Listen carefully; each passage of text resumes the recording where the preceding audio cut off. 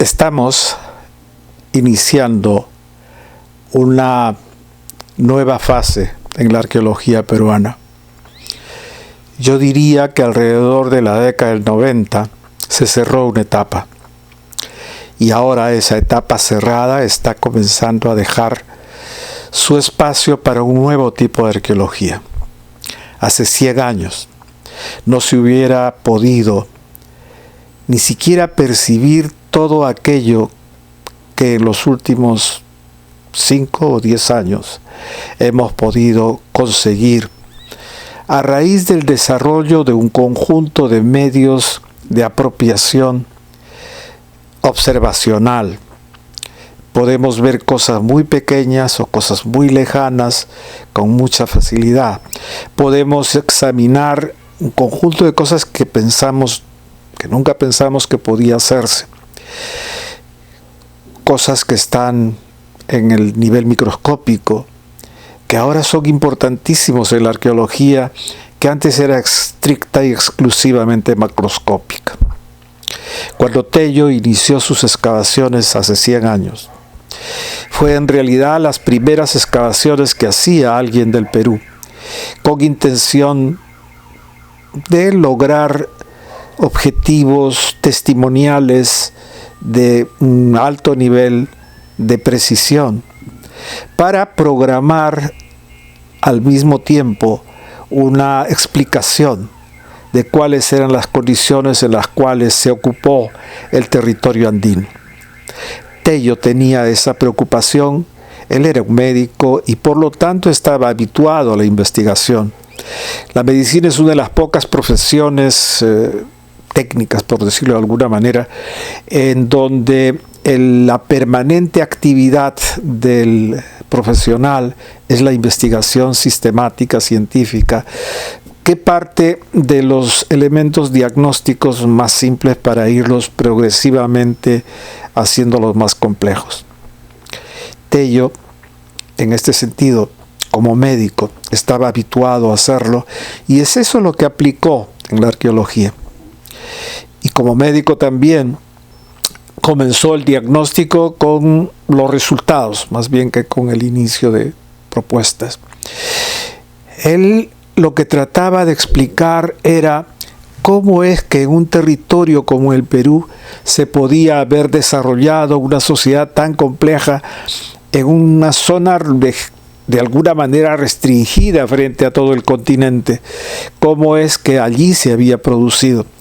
En ese tiempo las hipótesis de De Candolle, en fin, Spindon, estaban en pleno desarrollo y eran consumidas activamente por los investigadores de las ciencias naturales. Y Tello tomó estas ideas, esas propuestas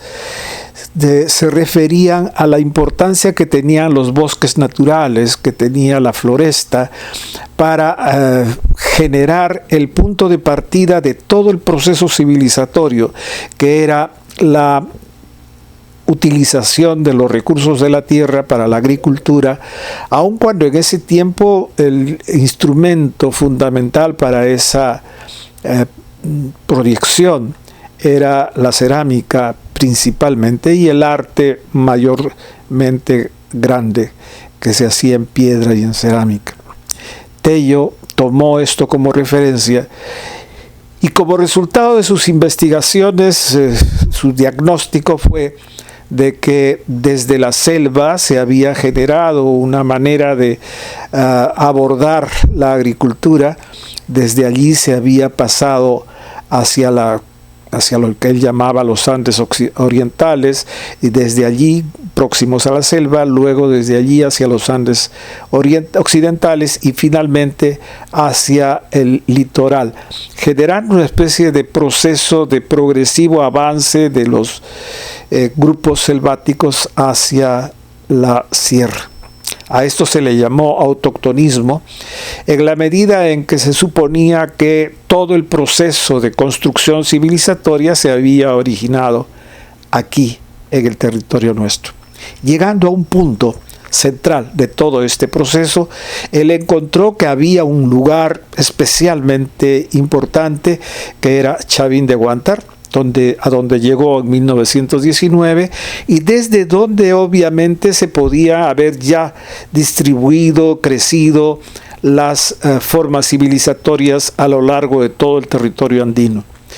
Hasta llegar a Chavín habrían pasado pues algunos años y la civilización de origen selvático se transformó en Chavín y en los alrededores de los Andes orientales en un proceso muy rico en la capacidad de la gente de domesticar la tierra, domesticar animales y generar una manufactura especialmente visible en la cerámica y en la piedra. El arte lítico era importante en ese tiempo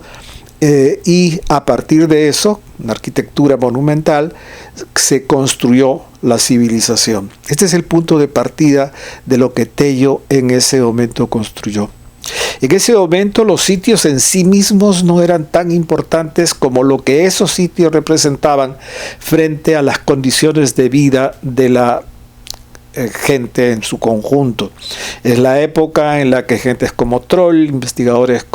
de varios otros grupos de las ciencias naturales, estaban trabajando sobre el papel que desempeñaban los Andes, la cordillera, en los procesos civilizatorios, junto a lo que estaba ocurriendo en la sierra. Si Tello hubiese estado en nuestros días, hubiese dispuesto con seguridad de una información 10 veces más valiosa, que le hubiera permitido construir una explicación mucho más próxima a lo que la ciencia actual tiende a encontrar. Una presencia más fuerte de la Amazonía en los procesos andinos en su conjunto y al mismo tiempo un particular y propio autóctonismo real de los pueblos que viven en la costa y en la sierra del Perú. Julio C. Tello hace 100 años construyó lo de ciencia en arqueología que hay en el Perú. Tenía como antecedente la presencia de Julio C. Tello y antes de Maxule, y antes de Maxule la presencia de un conjunto de investigadores, especialmente europeos, aunque estaba Squire, que era norteamericano también, que habían construido toda una serie de, más bien que hipótesis, construido una serie de elementos de diagnóstico de lo que ocurría en el territorio andino. La figura de Tello, después de la que tuvo la creación del Museo Nacional en comienzos del siglo, un papel detonante en la construcción de una imagen que nosotros tenemos de este país, de este territorio. Nuestro orgullo de ser peruanos se remonta precisamente a la construcción de esta imagen de país que nace con la arqueología. La arqueología en 1919 es esencialmente una suerte de atributos destacables de lo que era el Perú, no importando tanto el Perú actual o el Perú de nuestros días, cuanto las condiciones en las cuales eso se pudo construir. Se convirtió al Incario en la fórmula ideal de resultados de este espectacular crecimiento del país, y desde luego Tello construyó mucho de eso, todo el movimiento indigenista que se gestó en ese tiempo, toda la propuesta de la importancia que tenía el mundo autóctono, el mundo andino primordial, se forjó en esos años. Desde entonces la arqueología como ciencia se fue desarrollando de manera veloz. Al principio no tanto. Después de Tello, en las décadas del 20, en la década del 30, los trabajos en arqueología apenas fueron avanzados, principalmente con la contribución de algunos arqueólogos norteamericanos que vinieron al territorio peruano y construyeron una información valiosa para la historia antigua del Perú. Los trabajos de Tello sirvieron más bien como pauta en el debate sobre la naturaleza del proceso andino y sobre las condiciones en las cuales era posible generar un discurso teórico sobre el proceso de construcción de la civilización. Tello intentó hacerlo desde esa perspectiva. A partir de la década del 20 en adelante, se comenzó a construir un tipo de arqueología que retomó o hizo suyos muchos de los alcances que había tenido la paleontología en el Viejo Mundo y el desarrollo en los Estados Unidos de la importancia que tenía el principio de asociación y el de superposición en la construcción de los elementos diagnósticos para construir la historia de los pueblos sin escritura con elementos procedentes de restos materiales dejados por la actividad social en su conjunto. Y esto fue lo que ocurrió en esa década. Varios de los discípulos de Tello emprendieron algunos de estos trabajos en el Cusco, en distintas partes, aunque no formalizados académicamente. La arqueología fue desarrollándose durante todos estos años, yo diría que hasta la década del 50 o 60 de nuestro siglo, o del siglo pasado, construyendo una imagen muy generosa, casi de ensayos sobre la antigüedad del Perú. Y se centró todo el tema principalmente en buscar los orígenes de la civilización, en tanto que se consideró que era el punto clave para poder entender la naturaleza del proceso andino como una forma singular de desarrollo humano en general. Tello había contribuido en su debate con el doctor Ule respecto a si los procesos de crecimiento del Perú eran el resultado de formas autóctonas propias de ese territorio o si procedían de otras partes, como estaba enunciado en los términos difusionistas de la época. Este debate hacía que gran parte de los trabajos de arqueología en ese tiempo estuvieran dedicados a dos principales líneas de presentación. Una en relación a la arquitectura o los asentamientos, más a la arquitectura que los asentamientos de por sí, y otra al arte en general, especialmente el arte en los tejidos, el arte en la cerámica, el arte lítico, etc. De tal manera que no se abordaba otro tema que no fuera el cómo se origina la arquitectura, el cómo se origina la cerámica, el cómo avanza y desarrollan los tejidos, sin penetrar en el discurso que a partir de los 40, a raíz de investigaciones que se hicieron en un grupo muy importante de arqueólogos que vinieron entre 1939 y 1942 a investigar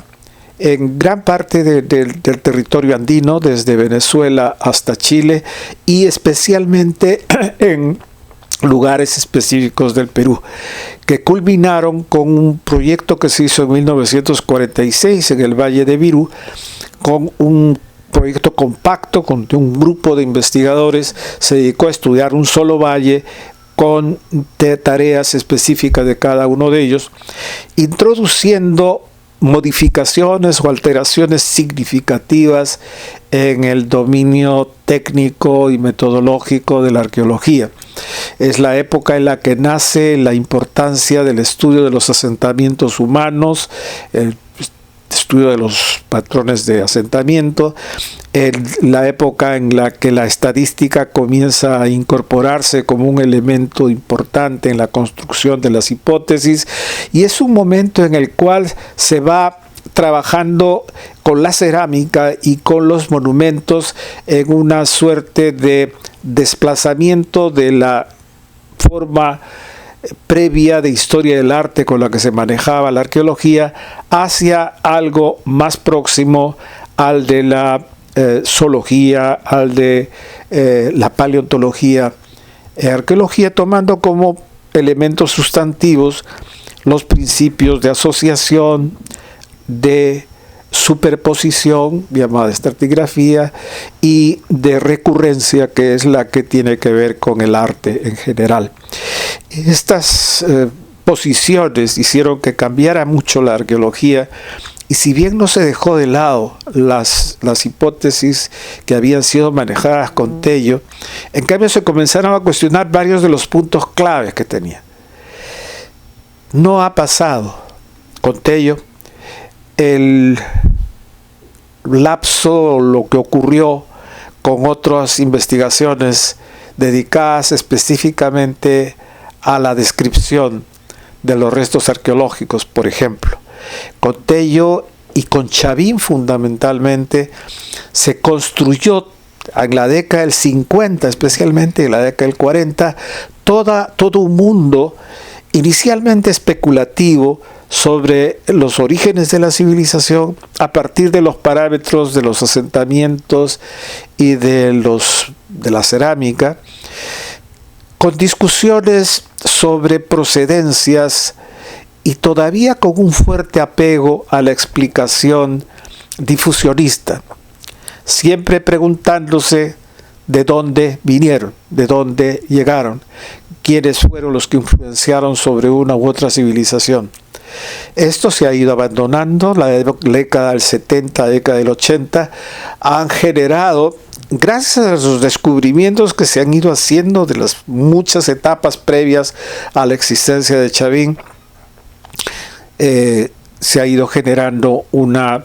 disciplina diferente respecto a la explicación del proceso. Ahora mismo Chavín ya no es el problema de los orígenes de la civilización.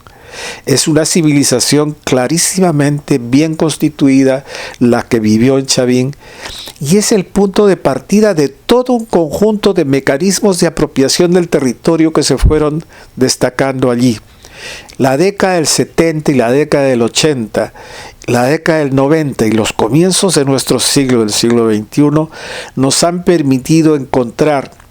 primero, en que Chavín no fue, como se pensaba originalmente, un punto de expansión de la civilización por los distintos lugares del Perú, sino más bien un punto de convergencia de todo un conjunto de experiencias de varios otros lugares del Perú,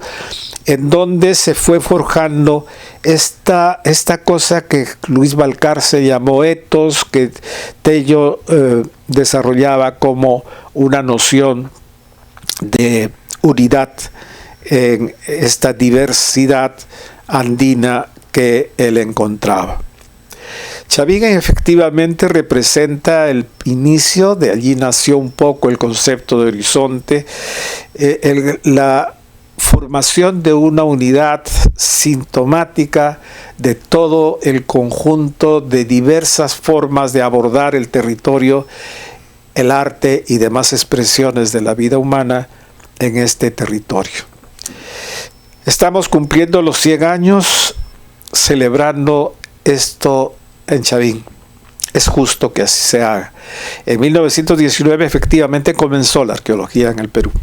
hecha por peruanos y con una participación progresiva de gentes de diversas partes del mundo en general. Hay ahora contribuciones en esta etapa muy significativas, muy importantes, que proceden del Japón, que proceden de Estados Unidos, que proceden de Alemania, de Francia, de Suiza, etc. Y hemos llegado a un punto tal en el que realmente Chavín se ha convertido en un núcleo central de debate, no solo sobre el cómo aparece la civilización en el Perú, sino el cómo se van organizando los procesos de explicación de la forma de vida de las gentes en territorios como el Perú. Muchas gracias.